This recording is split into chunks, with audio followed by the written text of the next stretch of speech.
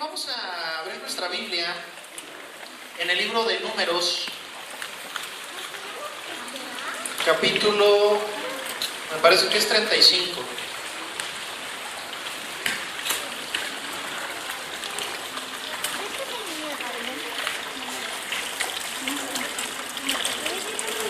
Números 35, ¿ya lo tienen? Ok.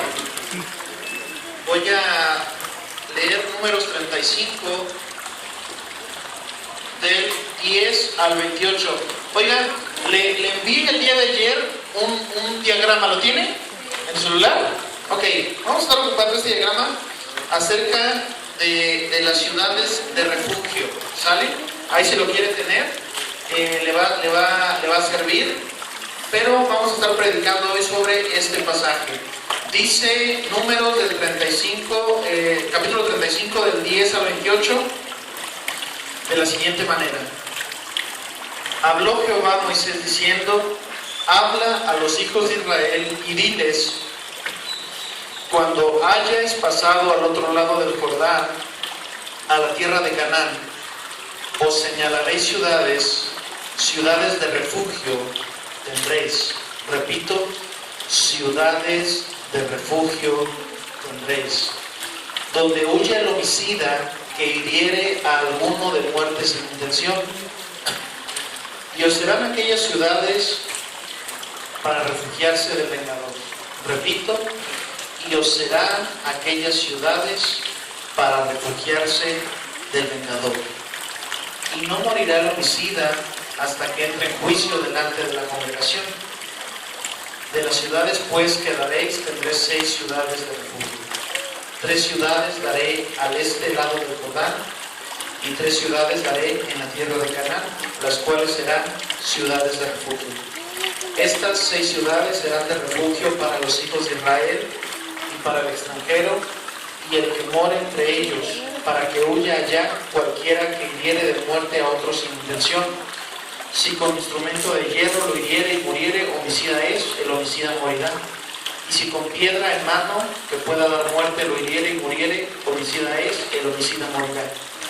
Y si con instrumento de palo en la mano que puede dar muerte lo hiriere y muriere, homicida es, el homicida morirá. El vengador de la sangre, él dará muerte al homicida cuando lo encontrare. Él lo matará. Y si por odio lo empujó o echó sobre él alguna cosa por asechanzas y muere, o por enemistad lo hirió con su mano y murió, el heridor morirá, es homicida. El vengador de la sangre matará al homicida cuando lo encontrare. Mas si casualmente lo empujó sin enemistades o echó sobre él cualquier instrumento sin asechanzas, o bien sin verlo hizo caer sobre él alguna piedra que pudo matarlo y muriere, y él no era su enemigo ni procuraba su mal, entonces la congregación juzgará entre el que causó la muerte y el vengador de la sangre conforme a estas leyes. Y la congregación librará al homicida de mano del vengador de la sangre, y la congregación lo hará volver a su ciudad de refugio, en la cual se había refugiado, y morará en ella hasta que muera el sumo sacerdote, el cual fue ungido con aceite santo. Mas si el homicida saliere fuera de los límites de su ciudad de refugio, en el cual se refugió, el vengador de la sangre, y el vengador de la sangre le hallare fuera del límite de la ciudad de su refugio, el vengador de la sangre matará al homicida, no se le culpará por ello, pues en su ciudad de refugio deberá aquel habitar hasta que muera el sumo sacerdote, y después de que haya muerto el sumo sacerdote, el homicida volverá a la tierra de su posesión. Vamos a orar. Quiero pedirle que cierre sus ojos. Padre Celestial, en el poderoso nombre de Jesús, gracias por este tiempo, gracias por tu palabra. Quiero suplicarte que bendigas, Señor, este momento, que nos hables de una manera poderosa, que, Señor, tu palabra venga con poder a cada vida, de tal manera que toque nuestros corazones. Señor, te reconocemos por lo que tú has de hacer en este tiempo. Bendícenos y te damos las gracias en el nombre de Jesús. Amén. Quiero pedirle a mi hermano Luis si me puede vender un agua, tengo mucha sed. Y ahorita Gaby la paga. Gracias. Sí, por favor. Ok, quiero preguntarles a ustedes, ¿alguien sabe qué es una ciudad de refugio en Estados Unidos? ¿No sabe, Gemina? ¿Alguien de ustedes, además de cierto hermano, que no quiero decir su nombre, pero se llama Armando, alguna vez fue de ilegal a Estados Unidos? ¿Nadie? ¿Nunca? ¿Se fue ilegal, hermana? Era muy chiquita. Ok, en Estados Unidos actualmente hay algunos lugares de refugio. ¿Qué son estos lugares? Déjame decirte que si tú eres una persona que estás ilegal y de repente hay una redada de migración, tú puedes meterte y tocar base en ciertos lugares. ¿Sabes cuáles son? Iglesias, universidades y albergues. ¿Y qué pasa cuando un inmigrante se mete a ese lugar? ¿Alguien sabe? La migra ya no puede meterse para llevárselo de este lugar. En la palabra de Dios tenemos un ejemplo muy similar. Dios ordenó que se estableciera por todo Israel, ¿sabes cuántas ciudades de refugio? 6. Y cada ciudad era un albergue que proporcionaba protección, ayuda y descanso a cualquier persona que hubiera cometido un homicidio no intencional. Eran 6 ciudades que fueron esparcidas por toda la nación para que nadie se encontrara demasiado lejos de ellas. Escúchame bien, lo más que tú tenías que caminar eran 50 kilómetros. Una ciudad de refugio estaba a menos de un día de camino. ¿Qué significa esto? Ninguna tribu estaba demasiado lejos, eran ciudades accesibles. Algunas incluso se ubicaban en montes para ser más visibles. Vamos a pedirle a los niños, ¿ya salieron los hermanos que estaban en junta? ¿Pueden subir, chicos? Yo sé que querían oír este sermón que iba a cambiar sus vidas, pero pueden irse. ¿Saben? Mientras se van, les quiero comentar que mi esposa se encuentra delicada en mi casa, no pudo estar con nosotros. Desde las 3 de la mañana aparentemente tiene una infección. Ayer preparé suadero con longaniza. Entonces, sí, pues, también se empacó como 6 tacos, entonces, un poquito de culpa mía, un poquito de culpa de ella. Pero sus papás van en camino para la casa para llevarlo al doctor. Entonces, si no está, les comento por esta razón. En Jueces 27 se da el nombre de cada una de las 6 ciudades. La tradición nos dice, hermanos, que los sumos sacerdotes se aseguraban de que los caminos que conducían a estas 6 ciudades estuvieran en buenas condiciones, que se erigieran señales que regulaban guía al fugitivo. Los rabinos nos dicen que las puertas de las ciudades nunca se cerraban. Fíjate bien, esas ciudades nunca tenían las puertas cerradas. Estas ciudades son representación de, ¿qué crees? De Cristo Jesús y su obra por nosotros, por su contexto y por sus nombres. Escúchame bien, el camino a la ciudad que es Cristo Jesús está libre todavía. El homicida debería de correr inmediatamente hacia el refugio, y el homicida tenía derecho a entrar a estas ciudades y nadie podía prohibírselo.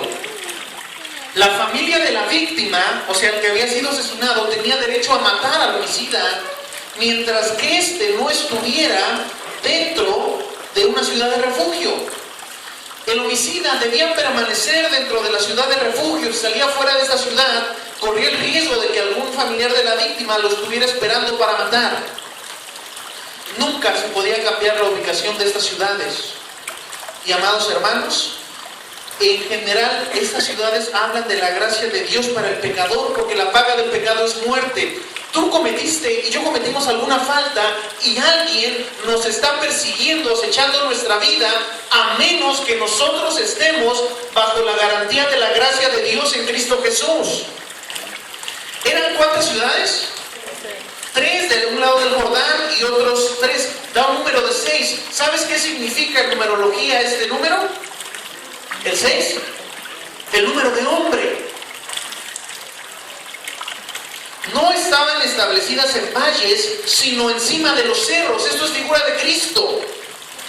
Cristo fue alzado en el monte Calvario. ¿Dónde hay refugio para el pecador? A lo alto del cerro del Gólgota. Cristo se presenta como una ciudad de refugio a la cual corremos para proteger nuestras vidas del enemigo vengador. Tan pronto como nos dimos cuenta de nuestro crimen, necesitamos llegar a encontrar refugio en Cristo. Mientras permanezcamos dentro de la ciudad de refugio que es el Señor, el enemigo no nos dañará. Pero saliendo de esto, estás a su merced. Ve a Josué capítulo 20. Y aquí te voy a dar el nombre de las ciudades y ahorita las vamos a analizar. Josué 20. Cuando lo tengas me dices. ¿Ya lo tienes? Ok, versículos 7 y 8. Y entonces señalaron a Cades. ¿Dice tu Biblia Cades o Cedes? Cedes es Cades.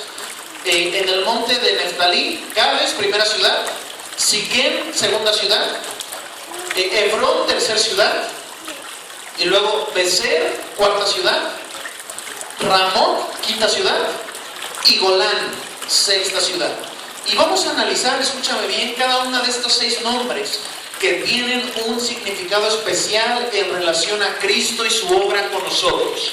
Vamos a hablar de estas 6 ciudades. En primer lugar, la primera ciudad de refugio se llama ¿cómo? Cades. ¿Y sabes qué significa? Cades significa justicia y significa refugio. ¿Sale? Esta ciudad significa refugio. ¿Qué pasó en esta ciudad llamada Cades? Es donde los israelitas aceptaron el informe pesimista de la mayoría de los espías enviados a Canaán. Por ello se les condenó a caminar 38 años en el desierto. Esto fue en Cades. Es donde se reveló Coré. Cades es donde se revela Coré y se abre la tierra y se los traga. Cades es donde Dios mató a 14.700 rebeldes después de la muerte de Coré. Cades es donde Moisés golpea la roca. ¿Te acuerdas de ese hecho? Y Cades es donde Israel contiende con Dios murmurándole. Cades es un lugar de continua condenación de Dios hacia el hombre. Escúchame bien. Es donde suceden cosas trágicas, donde Dios establece una vía de refugio para nosotros. ¿Qué significa? Que donde abunda el pecado, sobreabunda la gracia, dice la palabra de Dios. Entendemos que Cristo entonces es nuestra justicia, que Cristo es nuestro refugio, que mucha gente está pensando que para venir a Cristo necesita arreglar su vida, pero no, la misma palabra Cades nos dice que donde el hombre se equivocó tantas veces, donde la gente fracasa tantas veces, es el lugar donde Dios está esperando para que acudas a tu refugio. A veces la gente piensa que para ir a una fiesta antes necesita ir al salón de belleza. Dios es tu salón de belleza para la fiesta de las bodas. No necesitas corregir tu vida para venir a Dios. Necesitas venir a Dios para que corrija tu vida. Hay gente que le dice, ¿por qué no vas a la iglesia? Y te dices que todavía fumo, todavía soy un hipócrita, todavía digo groserías. Y la gente está pensando dejar esto para venir a encontrar refugio, hermanos. Es al revés. Tú necesitas venir encontrando refugio. Cristo entonces es nuestra justicia y es nuestro refugio. Nuestra justicia por el acto de fe, aceptar algo que ya pagó Él. Donde Dios nos considere justos. Mira, es como si tú tienes una deuda con Coppel y debes, esto es la justificación según la teología, es como si tú a Coppel le debes 1,000 pesos y de repente llega una persona y te dice voy a pagar 1,000 pesos y se los paga a Coppel. ¿Coppel puede ir a cobrarte esos 1,000 pesos? ¿Sí? Si tú los debes y yo voy a pagar, no, y yo pago a tu nombre, y Coppel puede ir a cobrarte, esto es la justificación. En ese sentido quedamos bien con Coppel porque alguien más pagó por esto. Nuestro refugio es el lugar para no ser alcanzado por el vengador. Nuestro Cades, Cristo es nuestro Cades. Él es nuestro refugio. Él es el arca de Noé. refugio. ¿A quién de ustedes les gusta el béisbol? Nada más a Toño y Alejandro. ¿También le gusta el Manuel? Okay. ¿Han escuchado un hombre que se llamaba Jackie Robinson? ¿Sabes quién es, Ale? Quiero platicarte la historia de Jackie Robinson. Fue el primer hombre de color que jugó en las ligas mayores de béisbol. Era morenito. En su primera temporada con los Dodgers, Robinson se enfrentó con serpientes casi a donde quiera que viajaba. Serpientes me refiero a personas. Algunos pitchers le tiraban pelotas rápidas a su cabeza. Los corredores lo injuriaban en las bases. Frases brutales se escribían en las tarjetas o dichas desde las bancas opuestas. Aún la gente de su equipo veía a Brooklyn como objeto de rechazo. Durante un juego en Boston, los insultos raciales llegaron a tal punto crítico, y para empeorar la situación, Robinson cometió un error y permaneció humillado en la segunda base mientras que los fans le gritaban insultos. Otro Dodger, un hombre blanco llamado Pee Wee Reese, pidió tiempo fuera. Caminó desde su posición hasta la segunda base y con la multitud viéndole, le puso el brazo. Un hombre blanco abrazó al bateador negro y los fans se callaron. Robinson más tarde dijo que un brazo sobre su hombro salvó su carrera. Hermanos, Pee Wee Reese, el brazo de Pee Wee Reese fue el refugio para un hombre agredido. Cristo es el compañero de equipo que te abraza cuando tienes todo en contra. Cristo es nuestra ciudad de refugio. Cristo es nuestro Cades. Primera ciudad, amados hermanos, Cades. Segunda ciudad, Siquem. Siquem significa espalda o significa literalmente hombro, ¿sale? Espalda o hombro. ¿Qué pasó en el territorio de Siquem? Violaron a Dina, la hija de Jacob. Sus hermanos mataron a todos los hombres, Génesis 34. José vino a buscar a sus hermanos y estos lo vendieron, Génesis 37. Y tuvo un pleito sangriento lugar entre Abimelech y Jotam en Jueces 9. El lugar donde hay tantas tragedias y conflictos es el lugar que Dios establece como refugio. Es el lugar donde Dios dice: aquí puedes encontrar descanso en mi hombro. Siquem significa el hombro de Dios, donde te lleva, donde te apoyas. Mira, ¿no dijo Jesús esto? Venid a mí los que estáis trabajados y cargados y yo los haré descansar. En la parábola de Lucas 15 dice la Biblia de la oveja perdida, que cuando el pastor encuentra a la oveja tal vez herida, tal vez golpeada, la toma y ¿dónde la pone? En sus hombros. La idea de Siquem, de Cristo como ciudad de refugio, es que el Señor nos encuentra y nos lleva sobre sus hombros. Siquem significa descansa en mi espalda porque yo tengo cuidado de ti. Es el que ya no puede caminar, pero es llevado cargado al redil, hermanos. Cristo es el que nos lleva en su hombro. Y Él es también el que cargó en su hombro los pecados de todos nosotros. ¿No dice así Isaías 53? Cristo es nuestro Siquem. En el buen samaritano, Lucas 10, Cristo es nuestro buen samaritano, por cierto. Cuando el buen samaritano encuentra a una persona maltrecha en el piso, esta persona va arriba de un animal. El que se lo encuentra, ¿se acuerdan? ¿Qué hace esta persona? Y luego ¿Manda a alguien que lo cure? No. Cura sus heridas. ¿Y qué hace después? ¿Cómo lo lleva? Correcto, le da una espalda, de un burro si tú quieres, pero le da una espalda, un hombro. Hermanos, Cristo es nuestro Siquem. Por eso se le llama a Jesús el Espíritu Santo el Consolador. Porque, ¿no has oído esta frase que dicen? A veces quisiera un hombro, ¿para qué? Para llorar. O sea, en medio de tu dolor, en medio de tu frustración, déjame decirte que Cristo como ciudad de refugio es tu Siquem. Él es el que te dice, aquí está mi hombro, te llevo en la espalda. Si tú piensas que nadie está al tanto de tus problemas, de tus fracasos, de tus luchas, amado hermano, Cristo es nuestro Siquem. En primer lugar, ya vimos lo que significa Cades, significa refugio. En segundo lugar, Siquem significa espalda o significa hombro. En tercer lugar, Hebrón. La tercera ciudad, Hebrón, significa asociación o comunión. ¿Sale?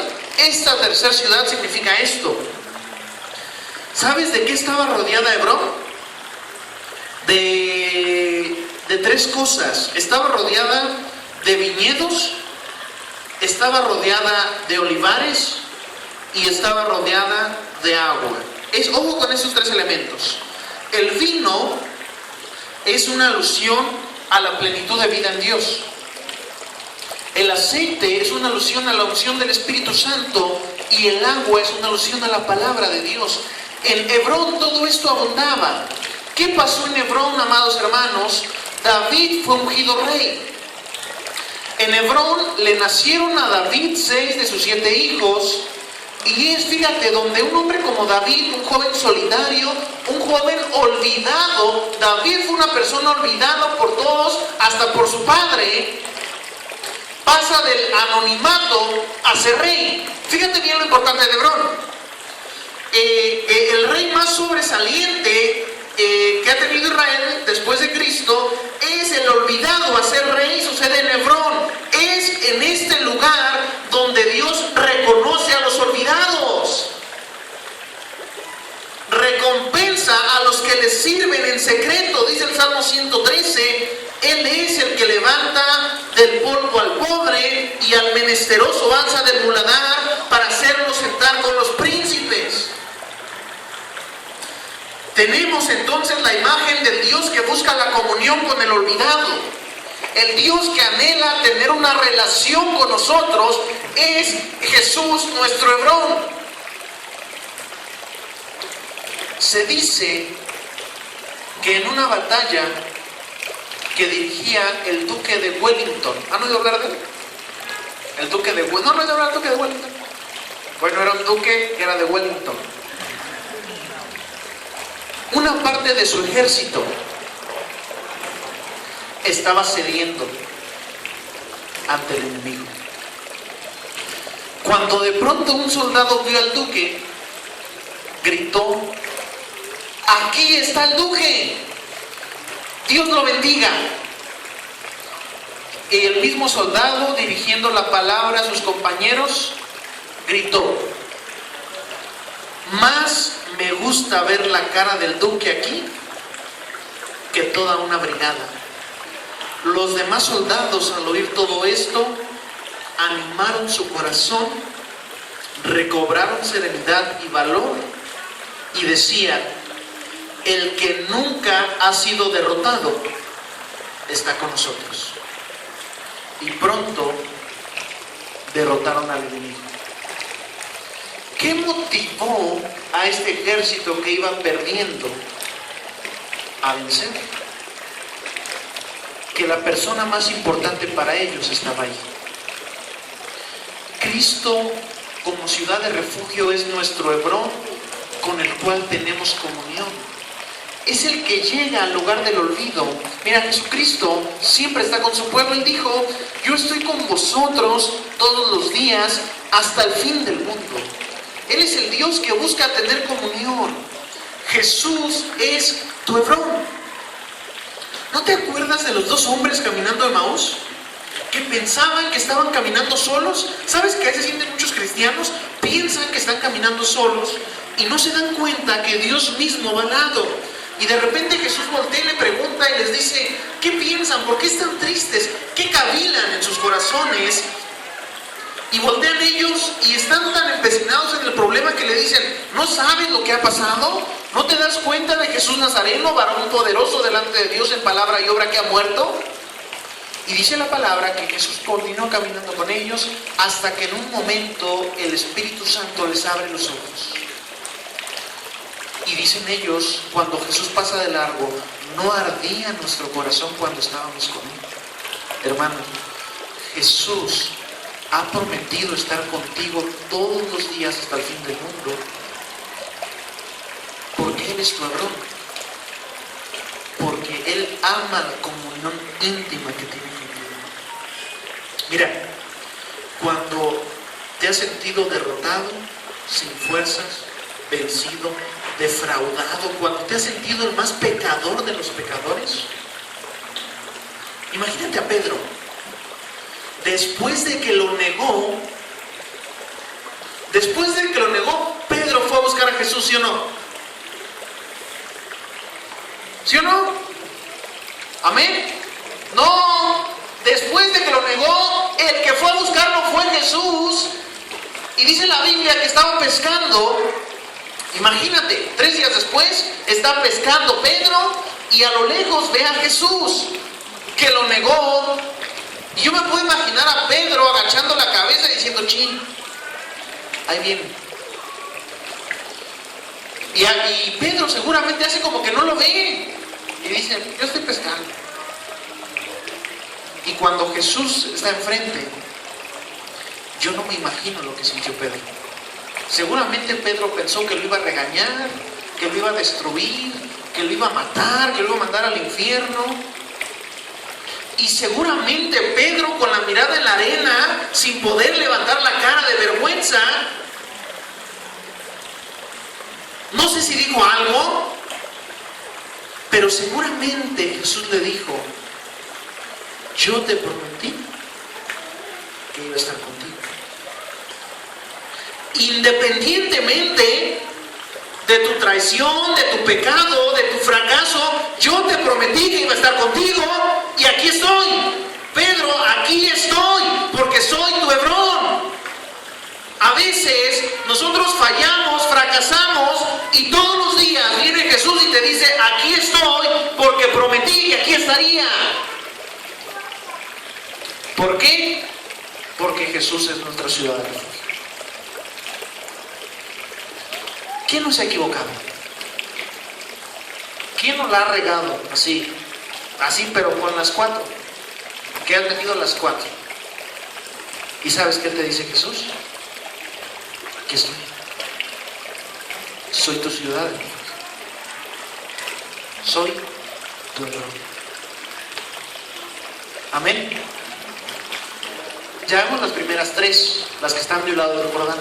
Vamos a ver las que están en camino. Ya vimos Cades, ya vimos Siquem y ya vimos Hebrón. En cuarto lugar, la cuarta ciudad, Becer. ¿Sí dice tu Biblia?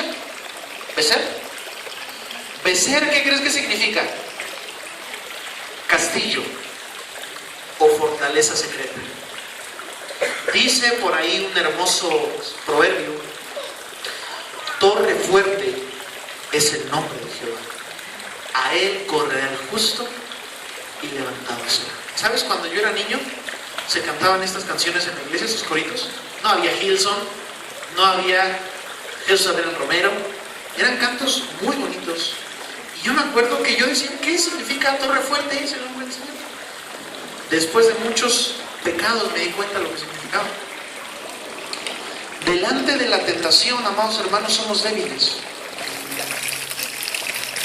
Pero Dios, juntamente con la tentación, nos da la salida, nos da la fortaleza secreta, nos da el castillo.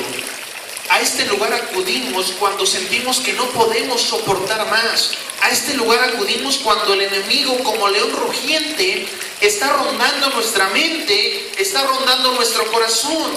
Corremos a Becer, nuestra fortaleza secreta, nuestra ayuda en medio de la debilidad que viene de Dios y tan solo acudimos a Él. ¿No dice esto el Salmo 91?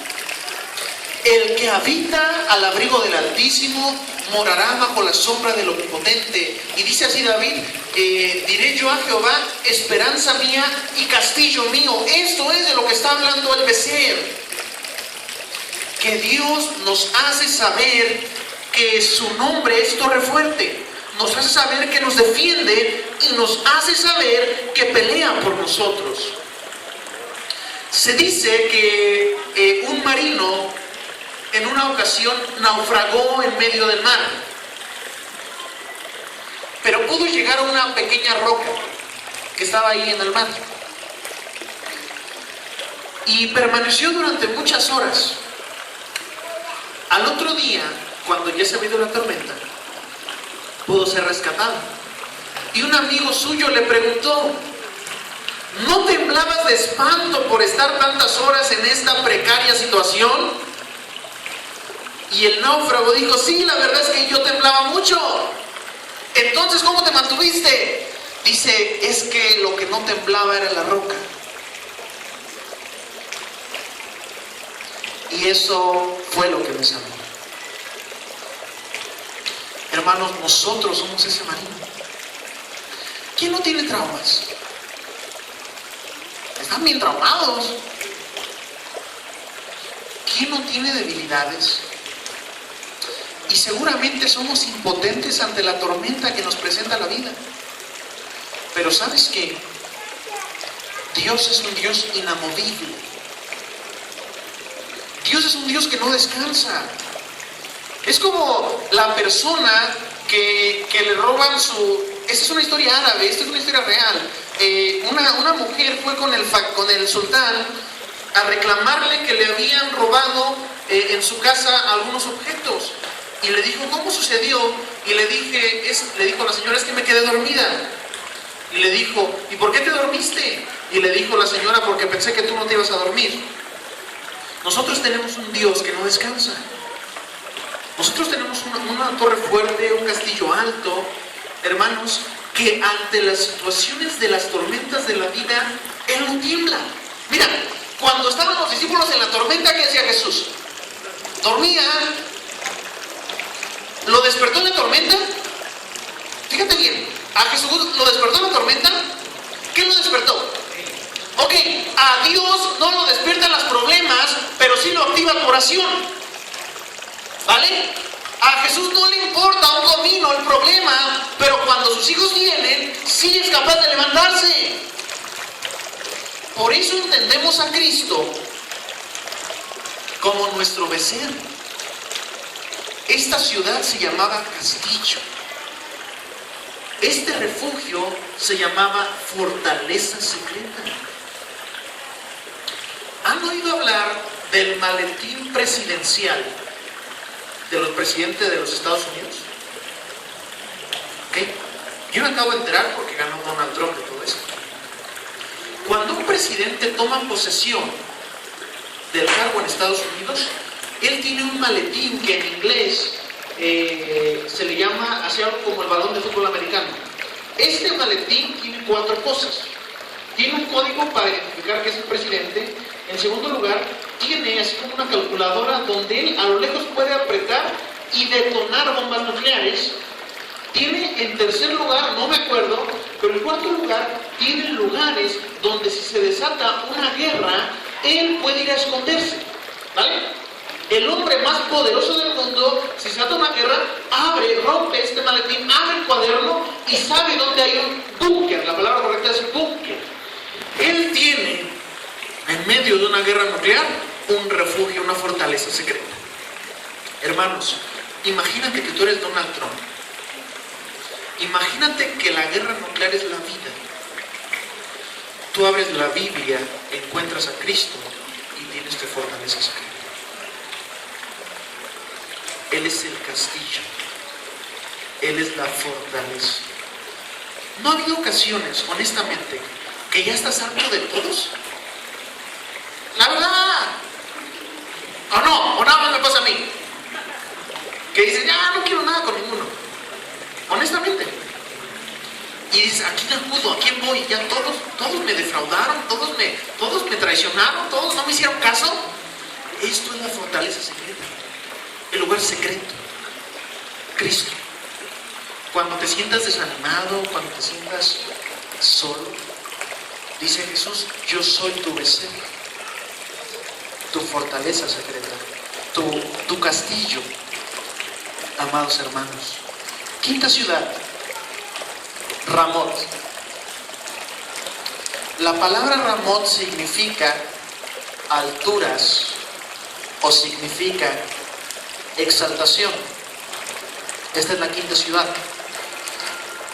Cuando nuestro nivel espiritual baja, nos sentimos lejos de Dios. Ramot nos habla de cómo Dios nos eleva de nuevo al nivel donde está Cristo. Estamos en un vaivén donde la vida nos aplasta, donde sin darnos cuenta poco a poco y sutilmente nuestra vida espiritual decae. Pero acudiendo a Cristo podemos ser levantados una vez más. ¿Sabes qué decía Habacuc? Habacuc decía, cuando me siento decaído, Él me da pies como de cierva y en las alturas me hace andar. Esto dice Habacuc 3. ¿O no? Te estoy engañando. Esto dice la Biblia. ¿Qué había entendido Habacuc? Que Dios era su Ramot, el que nos devolvía a los lugares altos. Escúchame bien. Él es el que nos exalta. Es lo que dice la Biblia en Deuteronomio, el que nos pone por cabeza y no por cola. Hermanos, Él es el que nos lleva de nuevo a las alturas. ¿Sabes? Yo creo que ya has escuchado esta historia. Pero ¿tú sabes dónde vuela un águila cuando hay una tormenta? Por encima. ¿Sabías eso?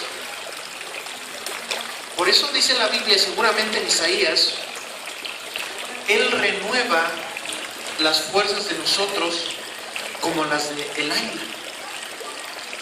Porque habla de la intención de Dios de ponernos en alto. Cuando hablo de ponernos en alto, no estoy hablando de que te sientas el muy, de que te sientas de la calle acá. Estoy hablando de que seas humilde, pero reconozcas la posición que Dios quiere darte ante las situaciones que estás viviendo. Que Dios está interesado en exaltarte. Exaltar a Dios a través de tu vida, pero también en exaltar tu vida. ¿Sale? Esto no es una doctrina carismática, no es una doctrina pentecostal de ninguna manera. Es una doctrina que enseña la Biblia. Dice, el que se humille será exaltado, pero el que se exalta será humillado. Cuando nosotros llegamos a Cristo humildemente y decimos, Señor, yo estoy lastimado, me siento cansado, me siento mal, dice Jesús, bienvenido a la ciudad de refugio, que así como vienes humilde, yo te voy a exaltar. Cristo es nuestro Ramot, el lugar de alturas, el lugar de la exaltación. Y en último lugar, la sexta ciudad, el nombre es Golán. ¿Qué significa Golán? Su prisión, su gozo, o feliz por ser prisionero. El Hijo de Dios, el cristiano, ya no encuentra felicidad en los placeres del mundo. Es más, aún nos hemos privado voluntariamente de participar en ellos. Esto produce una tensión en nuestra vida, pues nuestra naturaleza caída tiende a buscar lo que no agrada a Dios. Mira, el espíritu y la carne pelean continuamente. Esto produce ansiedad y perturbación. En medio de las frustraciones que producen el tratar de vivir como hijo de Dios en este mundo, podemos llenarnos de gozo, de un gozo que no tiene comparación. Si somos esclavos de Cristo, acudimos a esta ciudad de refugio llamada Golán. ¿Qué significa Golán? ¿Prisionero de qué? ¿O con qué? Ok, el que no va a Golán es una persona amargada y negativa. El que no encuentra el gozo en Cristo es una persona que, como dice la Biblia, tendrá una raíz de amargura. ¿Qué significaba? ¿Qué significaba? Escúchame bien, y me acuerdo mucho de esto porque fue el sermón de mi boda hace algunos meses. ¿Qué significaba que Jesús hiciera vino en una boda donde no hay vino?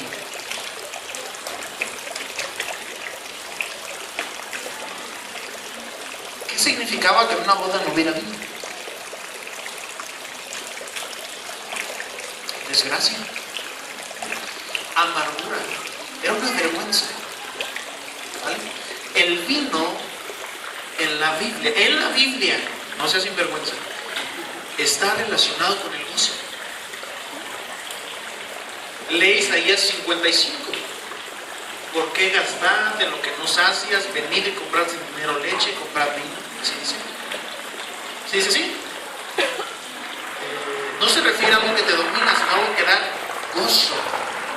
Hermanos, si no encontramos a Cristo como nuestro Golán, vamos a vivir vidas miserables.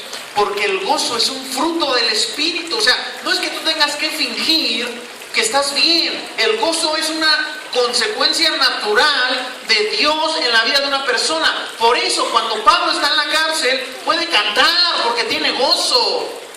¿O no? Por eso, cuando una persona tiene el gozo de Dios, es una persona que puede enfrentar con otra cara la adversidad de la vida. ¿Qué decía David que no le quitara a Dios? El gozo de su salvación.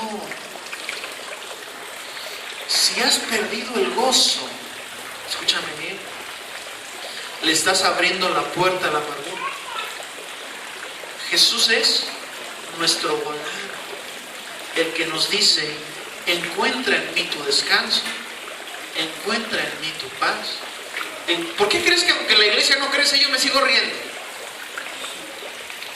Pues porque Cristo es mi gozo. ¿Sí o no?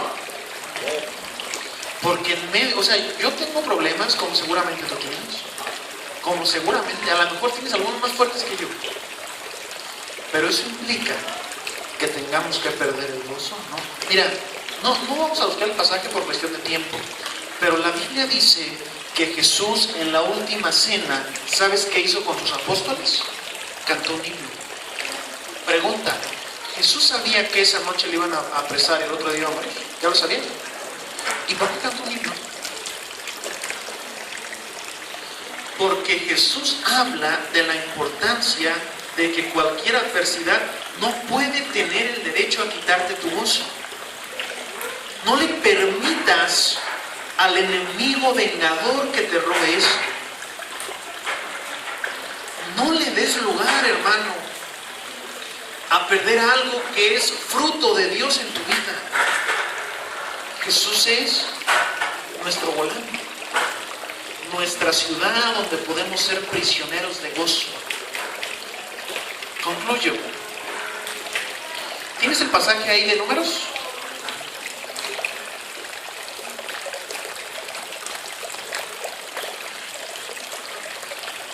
Versículo 27 y 28, y con esto termino. Y el vengador de la sangre, ¿ya estás ahí o?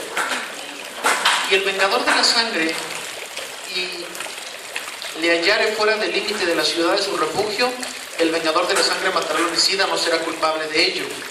Fíjate bien, pues en su ciudad de refugio deberá habitar hasta que muera ¿quién? El sumo sacerdote. Fíjate bien. Tú llegabas a una ciudad de refugio, ¿por qué motivo? ¿Por qué? Porque cometiste una maldad, correcto. Fíjate la grandeza y la majestuosidad de Dios. Tú cometes algo y en lo primero que piensa Dios antes de castigarte es en ofrecer una vía de salida para eso. Por eso tú ves que cuando Dios crea a Adán y Adán desobedece, ¿qué era más fácil para Dios? ¿Venir a morir en una cruz por Adán o hacer así a Adán y levantar a otro que fuera más obediente? Definitivamente podía hacer eso Dios, pero a Dios le importa tanto una vida como la del asesino y como tu vida y como la mía, que dice, te voy a dar una ciudad de refugio. ¿Cuándo era el límite para que tú pudieras salir de ese lugar porque estaba saldada tu deuda? ¿Cuándo moría quién? ¿Quién es tu sumo sacerdote? Ojo aquí, tú y yo cometimos un pecado, el refugio está en Cristo. Pero para que esto estuviésemos en paz, Cristo mismo tuvo que morir. No sé si me sigues en el pensamiento. Sea como sea que esté tu vida, si no estás dentro de Cristo, estás a merced de alguien que persigue tu vida. Un enemigo vengador que te está buscando y me está buscando. Te estoy amenazando para que vengas a la iglesia, no me malinterpretes. Te estoy amenazando para que vengas a Cristo, no a la iglesia. Porque en Cristo se encuentra el refugio para el malvado. Y el llegar a Cristo es una actitud de humildad, una actitud de arrepentimiento y de decir, Señor, me he equivocado, he tomado malas decisiones, ayúdame. Dame refugio, dame esperanza, dame una nueva oportunidad. Cristo no está lejos, por eso cada ciudad estaba cerca. Y la puerta de la ciudad de refugio estaba siempre con alguien. Cristo nos está esperando. Es el Señor Jesús, nuestra ciudad de refugio. Amén. Cierra tus ojos, hermano. Vamos a ver.